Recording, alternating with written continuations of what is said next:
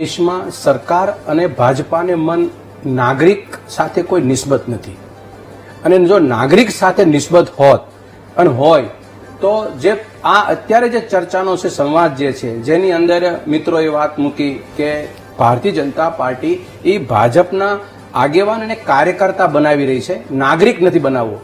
અમારી રિક્વેસ્ટ ને પ્રાર્થના એ છે કે કોંગ્રેસ જોઈન્ટ ન કરો, કોંગ્રેસનો ખેસ ન પહેરો, પણ નાગરિકત્વનો તમે ગુમાવો અને નાગરિકત્વની જે હકદાર તમે છો એ તમે ગુમાવો નહીં.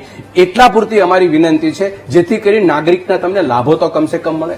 મુખ્યમંત્રી 2 દિવસ પહેલા હમણાં એક અપીલ કરી અધિકારીઓને.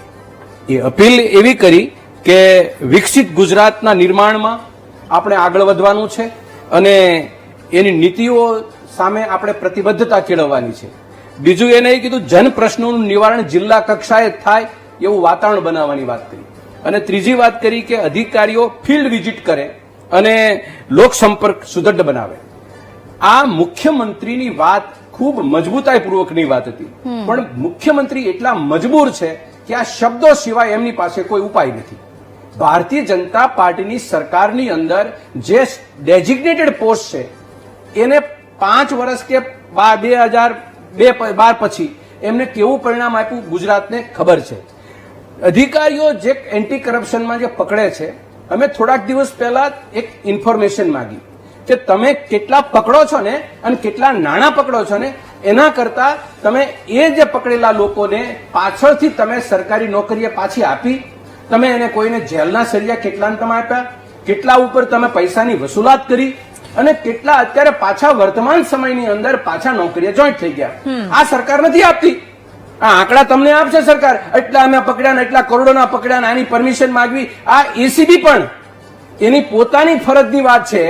એ જે કરે છે, જે યંત્રવત રીતે કરે છે, ઉપરથી સૂચના છે એ પ્રમાણે કરે છે, પણ એને પોતે જે પકડ્યો છે એ માણસ પછી 3 વર્ષ પછી એનું સ્ટેટસ શું છે એ પાછો ન કરીએ છે. ત્યાં એ પૈસા ભર્યા નથી અને એ સરકારને કાયદાકીય રીતે જે માહિતી આપવી જોઈએ જનતાની સામે એ નથી આપતા. એનું કારણ છે કારણ કે પોલીસ અને પોલિટિશિયન આ બંનેની અમુક લોકોને હું વાત કરી દઉં છું, જે લોકોએ ખરેખર ખાનદાનીથી નોકરી કરે છે એવા પોલિટિશિયનો પણ અંદર છે અને એવા કદાચ પોલીસવાળા પણ છે, પણ જે મેજોરિટી વર્ગ જે છે એ લોકોને મન નાગરિક તરીકેની જે સમજ છે કે નાગરિક તરીકેના હક અધિકારો છે એ કોઈ પ્રકારના લેવા દેવા નથી. હું તમને અહીંયા સીધી સાદી વાત કરી, બેરોજગારી, ભ્રષ્ટાચાર અને ગુનાખોરી અને આત્મહત્યા, આ 4 શબ્દો એવા છે કે એકબીજા સાથે કનેક્ટ છે. આ રાજ્યની અંદર સૌથી વધુ અત્યારે બેરોજગારીથી આ રાજ્યને દેશ પીડાઈ રહ્યો છે. તમે કલ્પી શકો છો કે બેરોજગારી પછી ગુનાખોરી સિવાય કશું વધતું નથી અને ગુનાખોરીને ડામવા માટે ગુજરાતની પોલીસ 55% જગ્યાઓ ખાલી લઈને બેઠી છે. અહીંયા આપણા દેશના બહુ મોટા 2 આગેવાનો ગુજરાતમાં આવે એટલે 7 દિવસ પહેલા એને તમામ રોડ ઉપર 1 કિલોમીટર 2 પોલીસવાળા 3 પોલીસવાળા ઉભા રહી જશે. સાહેબ, તમારા ગુજરાતની અંદર તમે ડરો છો શેના? તમારે ગુજરાતની અંદર તમે તો મોડલ સ્ટેટ બનાવી દીધું છે અને 2 આગેવાન આવે એટલે આખા ગુજરાતની પોલીસ 2 વ્યક્તિ પાછળ ફરી જાય છે અને ગુજરાતને આખું રેઢું મૂકી દે છે. આ પરિસ્થિતિની અંદર ગુજરાતની પોલીસે પણ અવાજ ઉઠાવો, એને પોતાના હક ને એના મેન્યુઅલની અંદર શું સોગંદ ખાધા છે એ પણ ગુજરાતની પોલીસ બોલવા તૈયાર નથી. હું તમને એક સીધો સાદો દાખલો આપું અને ખરેખર એટ્રોસિટી કેસની અંદર કોઈ રેપ કે મર્ડર થાય એનો એ ગંભીર ગુનાની નોંધ લેવાય અથવા તો એની એટ્રોસિટી કેસમાં જે આવતા જાતિઓ ઉપર એના મકાન સળગાવી નાખવાની ગંભીર ગુના બને તો એ કેસની અંદર એસપી અને કલેક્ટરે સ્થળ વિઝિટ લઈ અને એનું રોજ કામ કરવું જોઈએ. મને ગુજરાત સરકારને પૂછવા માંગુ છું કે તમે છેલ્લા 5 વર્ષમાં 15 વર્ષમાં તમારા એસપી અને કલેક્ટરે એટ્રોસિટી કેસની અંદર એસપી અને કલેક્ટર સ્થળ ઉપર જઈ અને કોઈ રોજ કામ કર્યું એક દાખલો આપો. નંબર 2, ગુજરાતની અંદર ભ્રષ્ટાચાર ફૂલો ફાયલો છે કે પછી માફિયાઓ ફૂલ્યા ફાયલા છે, પછી બુટલેગરો ફૂલ્યા ફાયલા છે, જમીન માફિયાઓ ફૂલ્યા ફાયલા છે અને ખાણ માફિયાઓ ફૂલ્યા ફાયલા છે અને હવે તો આરોગ્યના લગતા એ ડોક્ટરો પણ ફૂલ્યા ફાયલા અને હોસ્પિટલો ફૂલી ફાલી છે, માફિયાગીરી કરવા માંડી છે અને આરોગ્ય અને શિક્ષણ તો છે જ. આ તમામના આંકડામાં હું સીધો સાદો સવાલ સરકારને પૂછું કે આમાં વધારો થયો કે ઘટાડો થયો? તમે જે 25 વર્ષ પહેલા હતી એમાં સંખ્યા પ્રમાણે કદાચ મેજરમેન્ટ લઈ લો, એના પર્સન્ટેજમાં જાઓ તો વધ્યું કે ઘટ્યું? એનું કારણ છે વધ્યું. વધવાનું કારણ છે કે સરકારની જે મુરાદ છે કોની સામે જોવાની? માત્ર મતદાર સામે જોવાની, જનતા સામે જોવાની નથી. એના કારણે વધ્યું છે. અને છેલ્લે બીજી એક વાત કરું, સરકારની અંદર ગુના નિવારણ માટે કોઈ પણ ગુનો બને છે એને કાઉન્ટર કરવા માટે સરકાર પાસે કયું તંત્ર કામ કરે છે?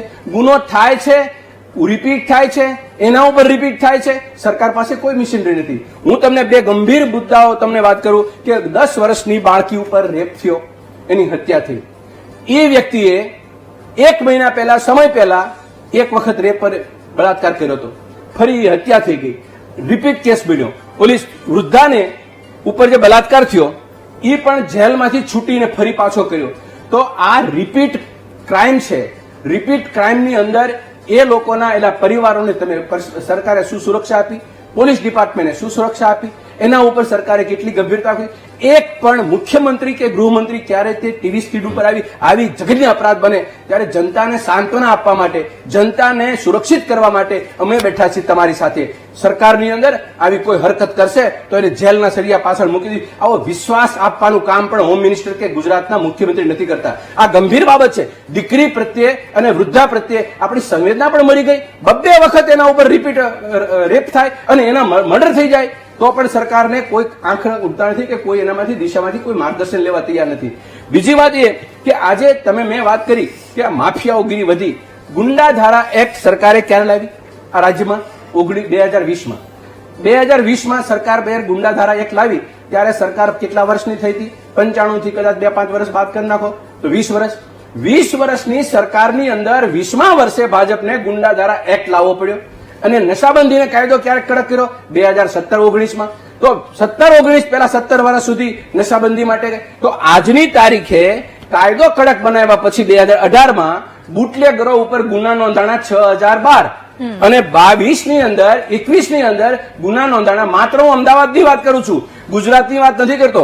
અને 9081. હું તમને એ સરકારને સીધો સવાલ પૂછું કે તમે કાયદો લાવ્યા પછી સશક્ત સરકાર બની કે બુટલેગર બન્યા? ગુજરાતના બુટલેગરોને તમે સશક્ત બનાવ્યા કે ગુનેગારોની સંખ્યા વધવા લાગી છે અને એને એટલા ગુનેગારો 9081 ને જો તેમ પરમેનન્ટ જેલમાં નાખી દીધા હોત તો બીજા 9000 ગુજરાતમાં બુટલેગરો પેદા ન થાય. આનું પાપ કોણ કરે છે? આ બુટલેગરોને પેદા કરવાનું પાપ એ ષડયંત્ર છે. એ ભારતીય જનતા પાર્ટીનું મોટું ભ્રષ્ટાચાર છે. અને એને લઈ ગુજરાતમાં ગુનાખોરી છે, એને લઈને ગુજરાતમાં અરાજકતા છે, એને લઈને ગુજરાતમાં આત્મહત્યાઓ છે, એને લઈને ગુજરાત અસુરક્ષિત છે. બંગાળની અંદર જયરાજસિંહભાઈ એક બેન ડોક્ટર ઉપર બલાત્કાર થાય અને હત્યા થાય એમાં આખા ગુજરાતમાં કેન્ડલ માર્ચ નીચે અને એ કાઢવી જોઈએ, સંવેદના પ્રગટ કરવી જોઈએ. દેશની કોઈ પણ દીકરી માટે આવી જઘન્ય અપરાધ થાય તો એના માટે સંવેદના હોવી જોઈએ. પણ 2 વખત એકની એક 10 વર્ષની દીકરી ઉપર હત્યા અને બલાત્કાર થાય અને ગુજરાતમાંથી ન ભાજપા, ન સંઘ, ન દુર્ગાવાહિની, ન વીએચપી ની કોઈની એક કેન્ડલ કે ભાજપના કોઈ આગેવાનની કેન્ડલ ન નીકળી ગુજરાતમાંથી. આ દુઃખ થાય છે. બીજું એક 70 વર્ષની વૃદ્ધા ઉપર 2 વખત બલાત્કાર થાય છે, 2 વખત. તો ભારતીય જનતા પાર્ટી સરકારની કોઈ ડ્યુટી નહીં, કોઈ ડ્યુટી નહીં. હું તો તમને આંતળી કકડાય એવી વાત, હું તમે તમારી છાતી ઉપર હાથ રાખીને જયરાજસિંહભાઈ વિચારો કે આ અન્યાય ગુજરાતે કર્યો કે ન કર્યો. બીજી વાત, આજે ગુજરાતમાં ક્રાઇમ રેકોર્ડના આંકડા એનસીઆરબી ના હું લઈને આવ્યો છું. જયરાજભાઈ તમારા દિમાગ ઉપર મૂકવા માંગુ છું કે ગુજરાતની અંદર 2014 થી લઈ 22 સુધીની અંદર 17,000 બાળકીઓ ઉપર દુષ્કર્મ થયા. 17,000. અને બીજી વસ્તુ 2020 અને 22 વચ્ચે બાળકો ઉપર દુષ્કૃત્ય થયા 6500.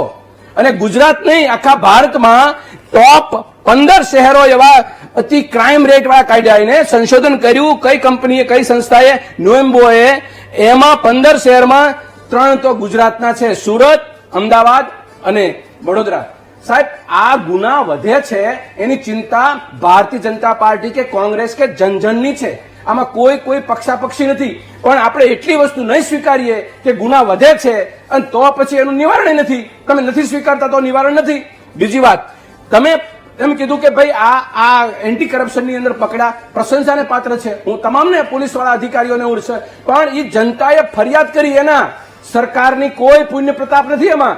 સરકારે જો કરવું હોત તો 1000 વખત નર્મદાની કેનાલ પકડી. એક જ મિનિટ 1000 વખત નર્મદાની કેનાલ તૂટી.